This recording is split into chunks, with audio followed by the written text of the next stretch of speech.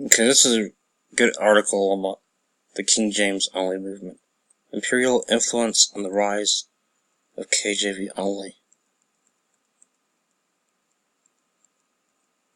Benjamin Wilkins' book, One Authorized Bible, vindicated 1930, was certainly influential on the rise of the modern KJV only position. His work was leaned on heavily, some would say plagiarized, in J.J. Ray's God Only Wrote One Bible, 1955. And Wilkinson's work was quoted with some revisions and deletions in David Fuller's book, Which Bible? Those two books were very instrumental in the rise of the modern KJV-only movement. Ray's works influenced Peter Ruckman and Fuller's works influenced leaders of the other wing of the KJV-onlyism. This is a post on the rise of KJV-only movement here.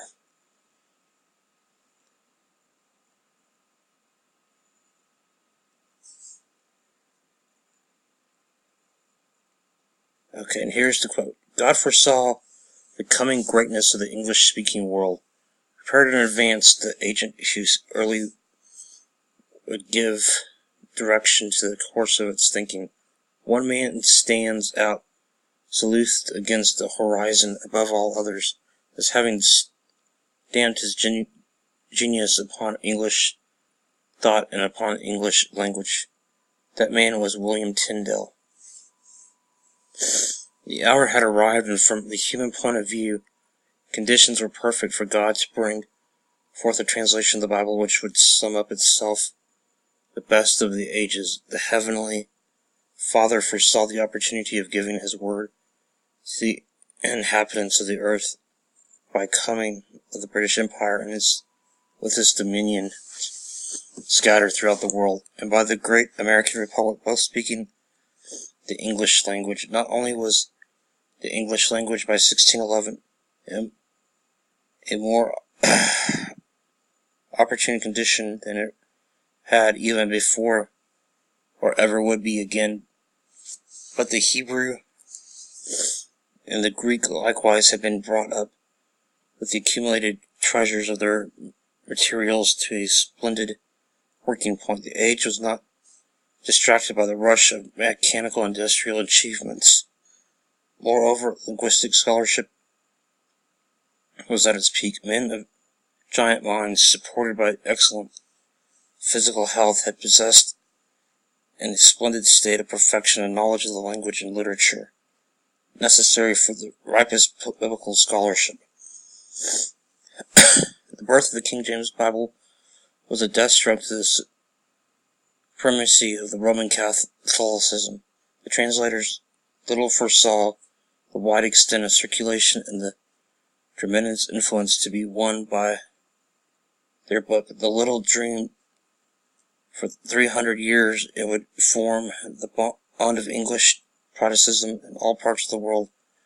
One of his brilliant minds, of the last generation, Faber, who was a clergyman in the Church of England, labored to Romanize the body and finally abandoned it for the Church of Rome, cried out, "He will say that the uncommon beauty and marvelous English of the Protestant Bible is not one of the great strongholds of heresy in this country. Yes, more, it has not only been the stronghold of Protestantism in Great Britain, but it has built a gigantic wall as a barrier against the spread of Romanism. The printing of the English Bible has proved to be by far the mightiest barrier ever reared to repel the advance of popery and to damage all the resources of the papacy. Small wonder then that 300 years and since warfare has been waged upon this instrument created by God to mold all constitutions and laws of the British Empire and of the great American Republic, while at the same time conferring blessings and instructing the lives of millions of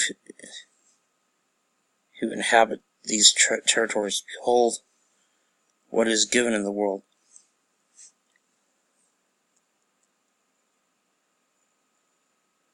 Their benefits have gone on to all lands and have been adapted by practically all nations. Shall we throw away the Bible from which such splendid organizations have sprung?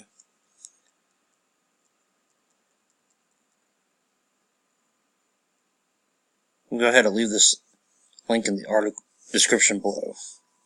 Have a great day.